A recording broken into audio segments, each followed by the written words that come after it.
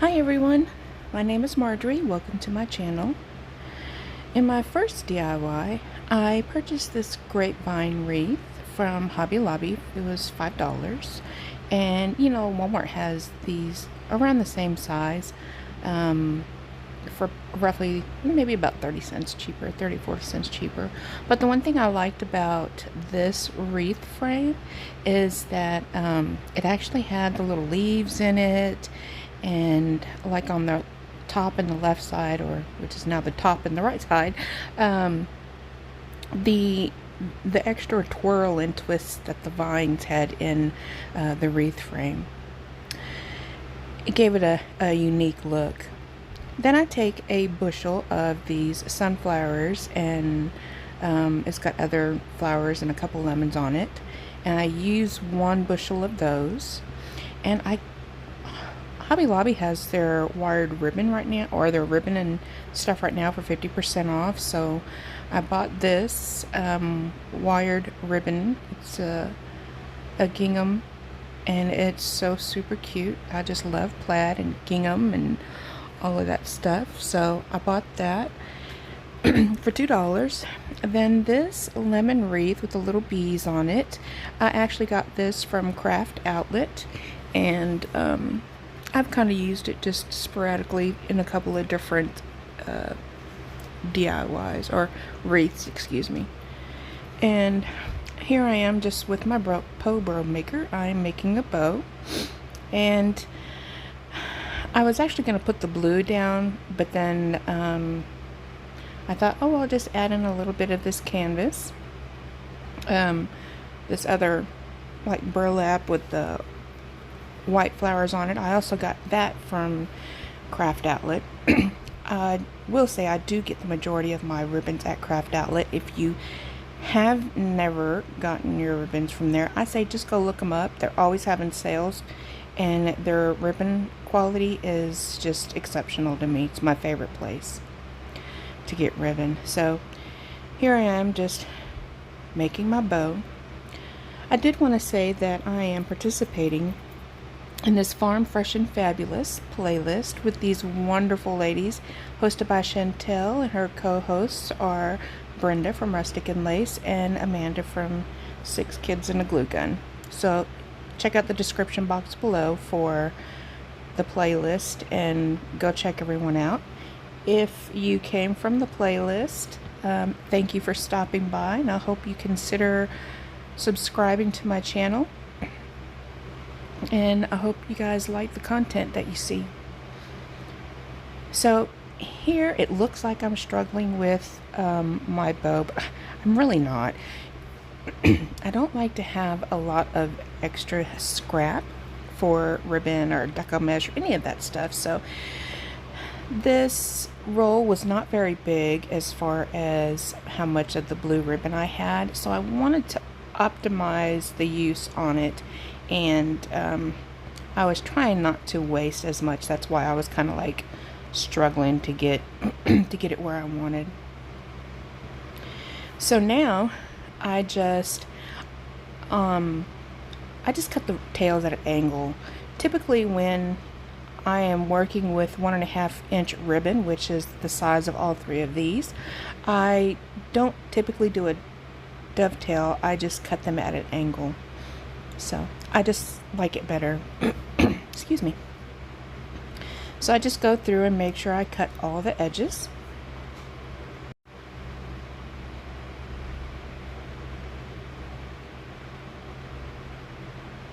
So now I just find the place on my wreath that it maybe has kind of a little abnormal shape to it that I don't really like, and that's where I place my bow. So I actually feed the pipe cleaner in between some of the vines, and I just trim it off and kind of tuck it away in there so nobody can get hurt or won't scratch a door or anything. And then my favorite part is fluffing the bow. So I do have to go back and let me say that the gingham ribbon is not as sturdy as the burlap ribbon, and it's okay. But to me, a more stiff ribbon is a lot easier to work with. It stays in place a lot easier. I'm so sorry. And so I do have to later go and trim off some extras of the blue ribbon. As you can kind of see, it's not sitting up as perky as the burlap ribbon, but it's okay. It works and it's still so beautiful. So I take some of the, well, I start with the larger flowers and I just position them around the bow like I would like it to be. And then I kind of just go and fill in the rest of the wreath with the filler flowers, the little lemon stems that I cut off. And excuse me, I just continue to fill it up until it's like I like it. Now I did get another little bush of some little white flowers from Hobby Lobby, and I don't think I showed you that, but they'll be I'll put them into the wreath as well. I just trim those stems down. And when I trim my stems off, I typically trim it off pretty lengthy, and then as I'm placing them into the wreath, then I go back and will trim off any excess if that's what I feel like I need to do. But I don't like to use hot glue on these either, just in case I want to change them out. And so, because even as I'm going, I always find where I want to place something different or I need to shift it, and so that really works for me. And it helps me not have to worry about fighting with the glue. But the longer the stem is, the more grip it'll have into the grapevine wreath. So for my second DIY, this is so quick and simple, and I probably shouldn't call it a DIY either. But if any of you have been watching me for a while, you guys know that I love this sage green, and so the majority of like my living room area is in black, white, and sage green, so for my decor pieces. And while I like this blue color, I decide that I want to just paint it the sage green because I don't really have blue accents in the home. But the good thing is, I think this was Folk Art, and I love the Folk Art brand chalk paint. I think it is got really great coverage. Now all I did is I gave this one good coat, and that's all it took, and it gave me some really awesome coverage. You would not even be able to tell that the bottom of it was blue. So I had two of these little pictures, and I did both of them that way, and you'll see in the final reveal how they end up looking. I think it's so pretty this way. So for my third DIY, I bought this from a thrift store, and I really thought it was ugly. I don't know what that little monkey picture was in the center that I had covered up, but I was glad to see it go. I had actually cleaned this off with some alcohol, and boy, the rust and dirt that came off of it. I mean, my paper towel ended up being orange.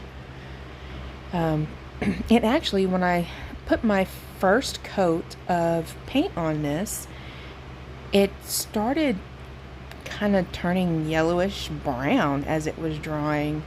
Maybe it was just the background look coming through. I don't know. It just looked like it was turning colors.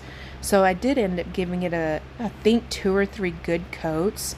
I thought about going and spray painting it, but I decided against it. But this is what it looks like, I think, after 3 coats. And I just take my little sand brush and I give it a really good distressing. Now when I started doing the sanding on here, some of that yellowish orangish hue started kind of spreading a little bit through the white paint. You can't really tell on here very much, but you can in person.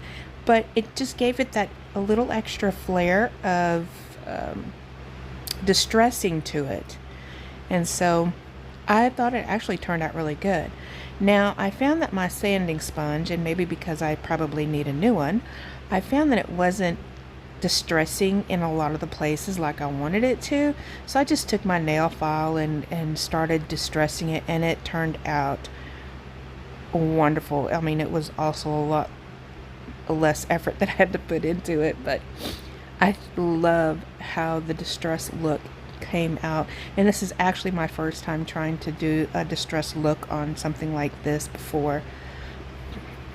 So I just take my paper towel and kind of wipe everything off. I just did it with a dry paper towel because I didn't want anything to kind of mess up the paint or anything. So, and then I take my pencil and I just write out the words "be still," and then I will go over it with it's actually a black glass marker from the Dollar Tree, but it works wonders. I love it. I love it. I love it.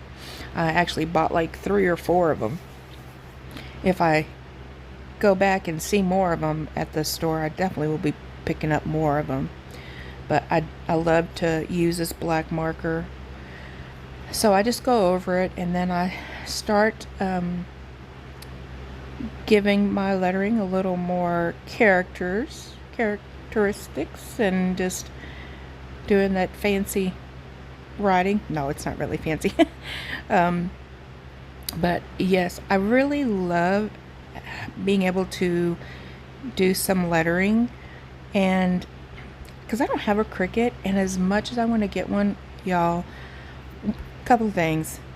I am so frugal. It's ridiculous. My husband always tells me how cheap I am.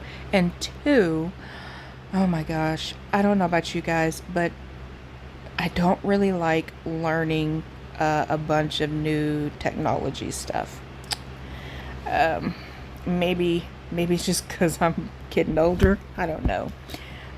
But I'm on the computer at work all day, and then, you know, doing my YouTube channel. I love it. I had got a Fitbit. My sister had gave me a Fitbit for my birthday, and I had it took me a while to get it set up just because I just really hate setting up stuff like that, even though it was so super easy. But I got these ranunculus from Walmart. They're so beautiful, and I just love them. And I got some of the eucalyptus from Walmart as well. And I just take and I stuff it into this little wall piece. And then I've got these hiccups. Oh, I don't know, y'all. But these are some really pretty white flowers from the Dollar Tree, and I've had them for a while, and I'm just now getting to use them, and I just love how this piece turned out. So on to my 4th and final DIY. This is yet another little thrift find. I actually found this the same day that I found the other piece I just had done. Now, y'all, I'm at the bottom of my jar of this Waverly chalk paint, and I don't know about the rest of you guys, but it is so super thick.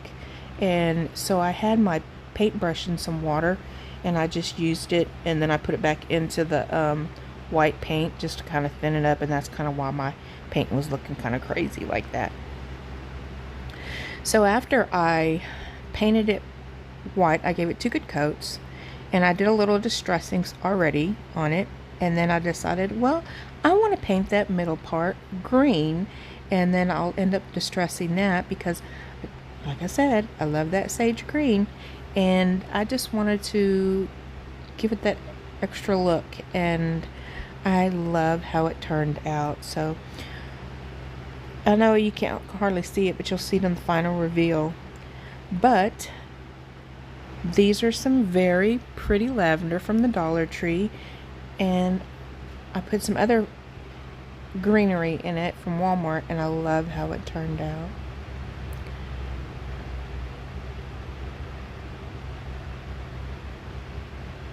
So I really want to thank you guys for stopping by. Again, please check out the playlist and watch all of the other wonderful creators and everything that they have made.